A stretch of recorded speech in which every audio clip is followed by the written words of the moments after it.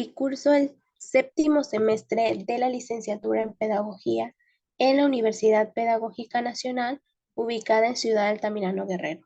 El día de hoy hablaremos sobre las técnicas de investigación. Yo me enfocaré en la técnica de observación. Para ello, nosotros tenemos que definir qué es la observación.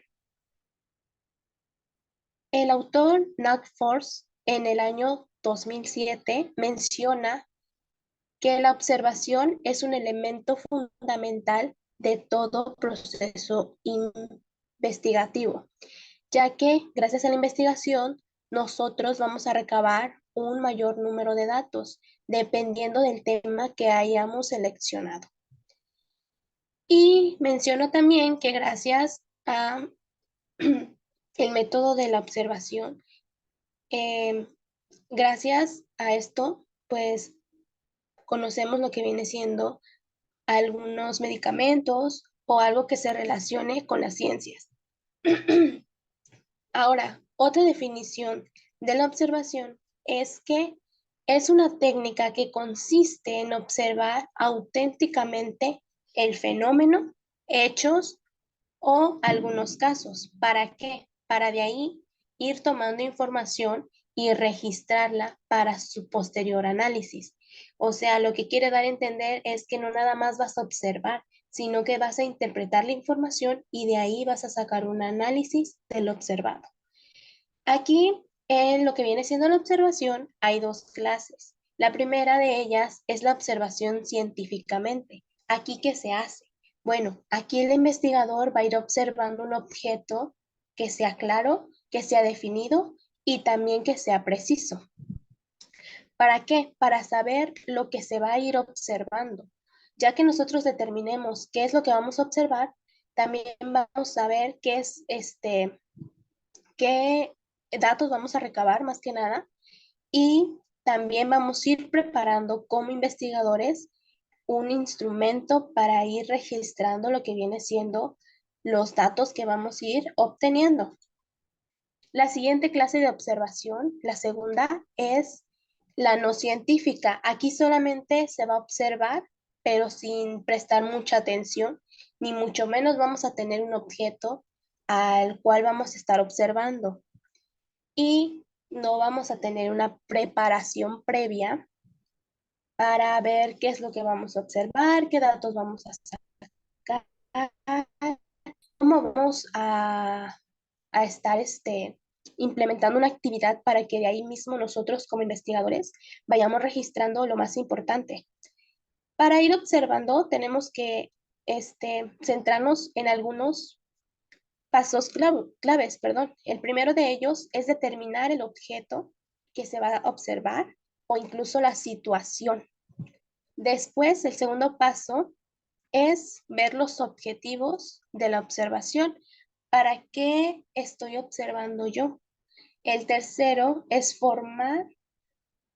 la forma con la que se registran los datos. El cuarto es observar cuidadosamente y críticamente a las personas o al fenómeno o incluso el tema que nosotros elegimos. Y el quinto es registrar los datos.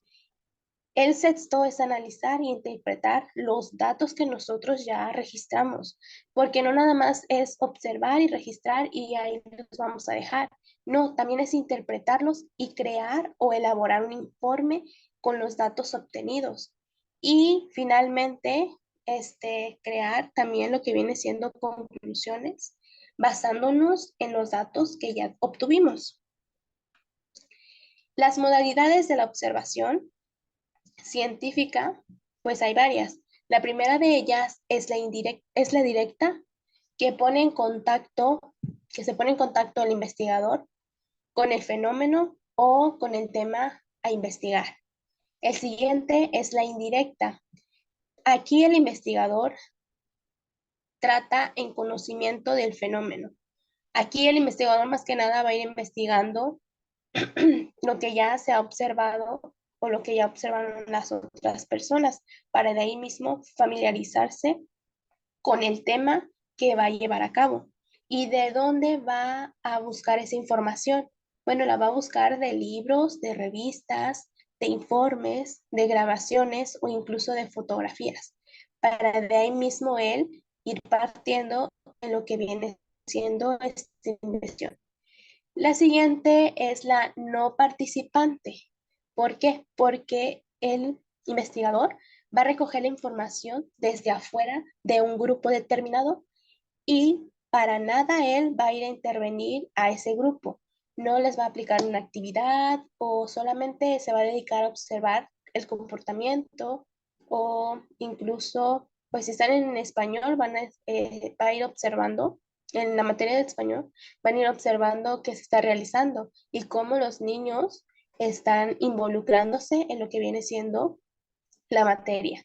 El participante, aquí él va a ir obteniendo datos, pero sí se va a incluir en lo que viene siendo el grupo. Va a utilizar una técnica de investigación cualitativa y no va a ser encubierta. ¿Qué quiere dar a entender esto? Que los participantes van a saber que el investigador o el maestro los está observando y va a prolongar un tiempo. Este tiempo va a depender mucho del maestro o la persona que esté investigando, porque puede variar, puede ser un año, 3 meses o incluso una semana, pero va a también depender mucho del tema que se haya elegido. Después nos dice que proporciona descripciones de los acontecimientos, que va a ir más que nada el investigador redactando o anotando todo lo que se vaya observando o realizando. Y esta modalidad del participante se asocia mucho con lo que viene siendo el marco etnográfico o casi etnográfico, porque no nada más el investigador va a observar y ya, sino que va a profundizarse o se va a empapar de todo lo relacionado con el tema. Va a ir más allá de solamente observar, va a ver las causas, las consecuencias y va a buscar más que nada una solución para disminuir el fenómeno, la problemática que haya elegido o que se le presente, si es más que nada un docente o un maestro, entonces vas a ver, va a ir profundizándose más y empapándose de la problemática para solucionarla. Y sus resultados que él vaya obteniendo los va a ir anotando en un libro, en un diario o en un cuaderno de campo. Este cuaderno en donde se va a ir registrando la información, cómo va a ser o qué tiene que ir agregando. Pues más que nada va a ir poniendo un registro detallado que también sea preciso y complejo de todas las acciones que vaya viendo el docente o el investigador. Y va a ir describiendo minuciosamente a las personas y en el contexto que se encuentran estas. También va a involucrar o va a tomar en cuenta las evidencias, ya sea una fotografía o una grabación, para que se den cuenta las personas de la problemática que existe, porque no nada más es o no se refiere o no se trata de estar inventando problemas, sino que también tenemos que mostrar evidencias para que vean que en realidad existe un fenómeno en la sociedad. La siguiente observación es la no estructurada, y aquí nada más se realiza sin ayuda de un elemento técnico.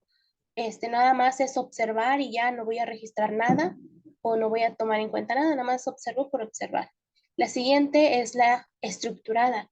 Aquí sí se va a utilizar elementos o técnicas como vienen siendo los cuadernos que ya mencionamos, o las fichas o incluso algunas tablas. ¿Dónde y qué voy a hacer con ellas? Voy registrando todos los datos que a mí o que yo considere importantes. La siguiente observación es la descriptiva. Aquí esta se va a realizar solamente en algunos lugares, como en los museos, en los archivos, en las bibliotecas o incluso en los laboratorios.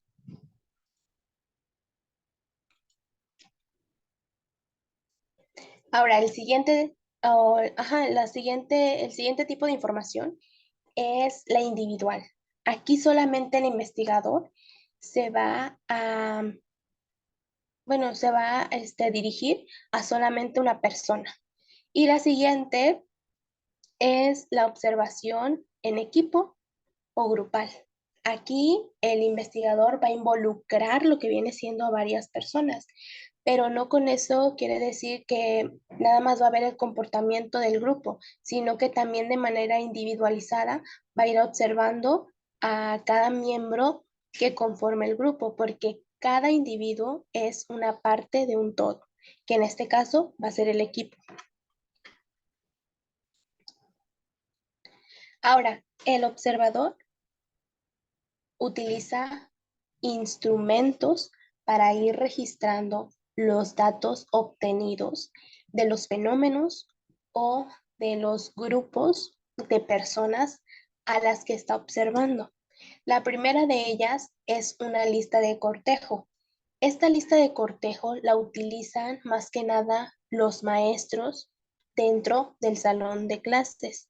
También afuera de las aulas, pero esto va a variar o va a depender mucho del maestro. Este más que nada es un listado, como su nombre lo dice, de frases que expresan conductas positivas o negativas que tienen los niños y va anotando todas las experiencias o ausencias de las acciones que tengan también los niños, como el desempeño y las destrezas mentales que ellos tengan. Y aquí tenemos una imagen de cómo son las listas de cortejo. En este caso, se está evaluando o se está recabando los datos de una exposición. El siguiente instrumento es el registro anecdótico. Aquí va a haber una relación entre el alumno y el maestro y va a ocurrir durante todo el año. ¿Se acuerdan que anteriormente hablé sobre un tiempo determinado que tiene la observación? Bueno, aquí en el registro anecdótico va a durar solamente un año o lo que dura el ciclo escolar y va a ir explicando en su registro el maestro o la persona que está investigando los cambios en el comportamiento que ha tenido una persona desde el inicio, en el desarrollo y al finalizar lo que viene siendo la observación. Aquí se tiene que ir anotando todos esos cambios de una manera cuidadosa, perseverante y de manera ordenada para que al momento de interpretar los datos que se obtuvieron los podamos entender. Y se utiliza en este registro anecdótico un cuaderno o las notas para poder registrar todo lo importante o todos los datos. El siguiente instrumento de la observación es la escala de apreciación. Aquí se va a emitir un juicio y se le va a agregar un valor. El valor puede ser bueno, regular, malo, simple, a veces o nunca. Estos valores se les van a ir dominando o se les va a ir este, anotando a los niños más que nada al momento de llevar a cabo una actividad. Y aquí se muestra un ejemplo de lo que viene siendo una escala de apreciación. La siguiente es una escala numérica. Aquí se aprecia el rasgo a observar o el rasgo observado y se presenta, como su nombre lo dice, por números, que puede ser del 1 al 5, del 1 al 4 o como más se prefiera. Y cada número va a tener un valor. Por ejemplo, el 4 dice que es siempre, el 3 generalmente, el 2 ocasionalmente y el 1 es nunca. Entonces, al momento de que yo vaya elaborando esta tablita o escala numérica, yo le voy dando un valor a cada número, pero yo tengo que tener en cuenta qué valor corresponde a cada número. Y por ejemplo, aquí tenemos una tablita que dice que ayudar a organizar el grupo. Y yo taché el número 3 que significa generalmente. Si el niño acepta los roles asignados, yo aquí selecciono el número 2 que es ocasionalmente. A veces el niño apoya en los roles de la escuela. Y el último es la cooperación de las tareas comunes, que es el 4. Y siempre este niño coopera en las tareas. Pero esto va a depender también del maestro, cómo vaya elaborando esta tablita y qué valor va a ir asignando a cada niño y a cada número que o que vaya a poner en su tabla.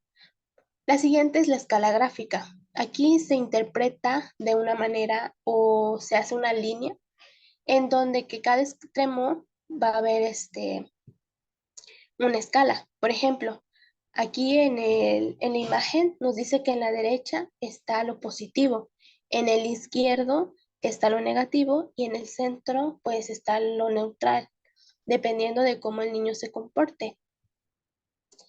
Y se van a medir aquí ¿qué? Se van a medir las actitudes, los intereses y los sentimientos que las personas vayan teniendo a lo largo del día o de una actividad en específica. La siguiente es una escala descriptiva. Aquí son diversas o son varias categorías que vamos a tomar en cuenta y se van a describir de una manera clara y exacta para ir poniendo a cada niño en diferentes números. La siguiente y última o el último instrumento es la hoja de verificación. Esta hoja es una forma sencilla y estandarizada para que el investigador pueda recoger los datos y va a ir decidiendo qué información debe de ir recogiendo y adaptarlas más que nada a las necesidades de las personas y del tiempo en el que yo voy a observar para poder usarla. Y por último, va a obtener datos que tiene que ir comparando con los diferentes registros que va a tener. Y sería todo. Muchas gracias.